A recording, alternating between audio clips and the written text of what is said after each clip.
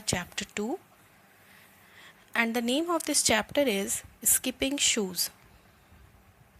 It is a very lovely and wonderful story of shoes. Those were magical. It is a very nice and moralful story.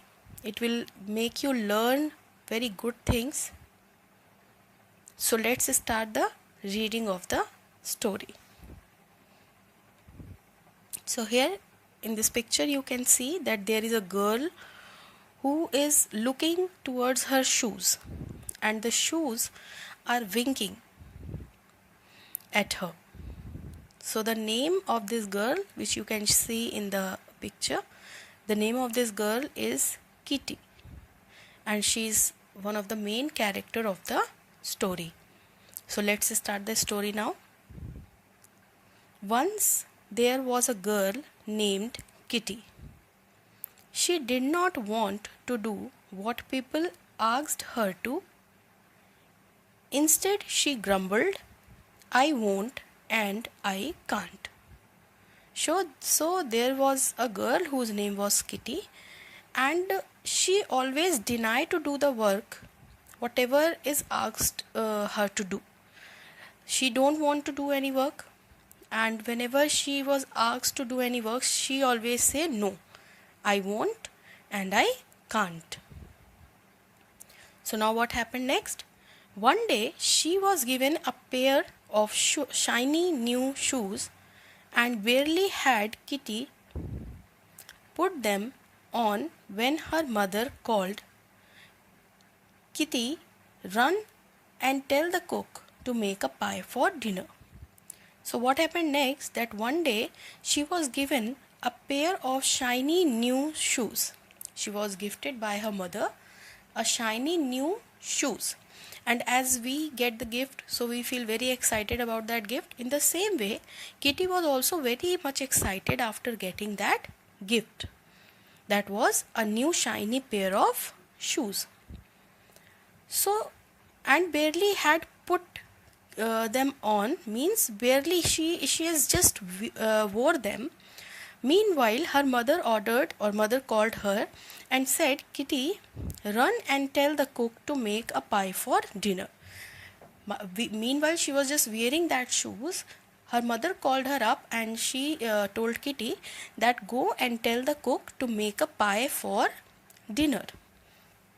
"I don't want to. I don't want to," whined Kitty as usual. Wind means to make a sound similar to such a cry. Means she like always say, "I don't want to do that work, I can't do that work." In the same way, this time also she want to deny that work, but the shoe gave one jump and swept her downstairs into the kitchen. As soon as she started saying no to that work, but the shoes which she was wearing, they make her jump and swept her downstairs into the kitchen. Breathless means not able to breathe properly. Breathless, she gave the message and stared at the shoes. Their bright buttons seemed to wink at her. Breathless because she had just ran towards the kitchen, so she was just breathless. She was not able to breathe properly, but she gave the message to the cook that he has to make pie for a dinner. And when he looked at the shoes, it seems like they were winking towards Kitty. Winking means to close one eye. Fine. To make fun of anyone, to tease anyone. So it seems like the shoes are winking at her. Now let's see what happened next. Just then her father said, "Kitty, go to the post office before school and get my letters."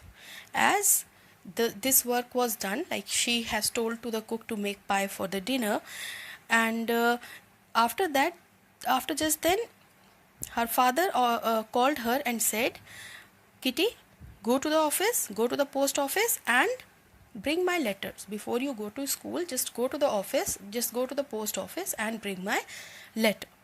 I can't, started Kitty, but away went the shoe, trotting quickly down the street. As soon as she started again to say no, again that shoes quickly trotted her means to move her, to ride her quickly in the street. I'll take these horrid shoes off as soon as I get home. Then Kitty said to herself that as soon as I'll reach my home back, I will get off these horrid means extremely bad, extremely horror shoes. I will get off of them. I will throw them out, said Kitty to herself. As she took the letters, soon she came to a bridge where she wanted to stop and watch a boat, forgetting school and her father's letter. As soon as she was just coming back from the post office, she was standing on a bridge and she wanted to wait for a while on that bridge because she wanted to watch the boat, the river, and she at that moment she forgot about her school and the father's letter also.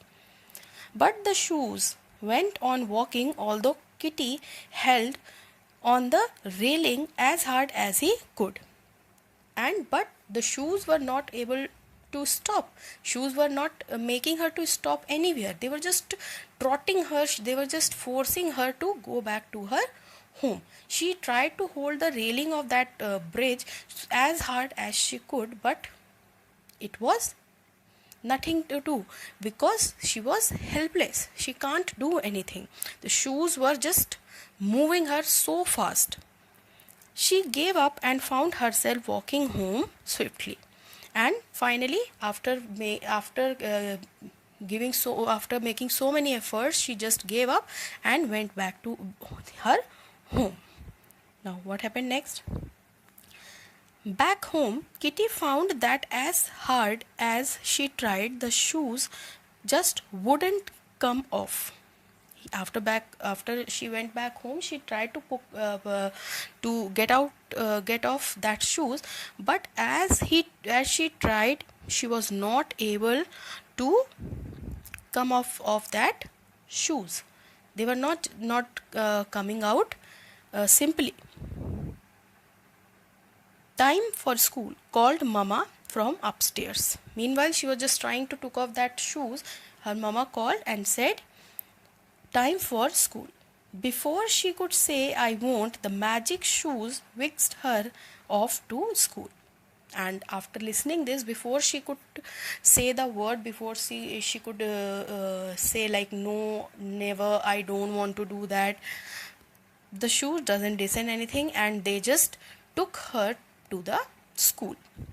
At break time, a girl knocked down the house of corn cobs she had built and made her angry. So in the break time, in the recess time, while the students were playing together, the children were playing together, there was one girl who knocked down the house made by Kitty. Kitty has made a house of corn cobs. Corn cobs are kind of plants, a little bit smaller plants, and with the help of that plants, she used to make a house. And there was a girl who just smashed that house. She broke that house, and this made Kitty very much angry. She was very much angry. Now I'll kick yours down, Dolly. Now she said in anger that now you have destroyed my house, I am going to destroy your also. Up went her foot, but it didn't come down. She make her foot up, but it didn't come down. Why it didn't come down? It stayed in the air as if she were going to dance.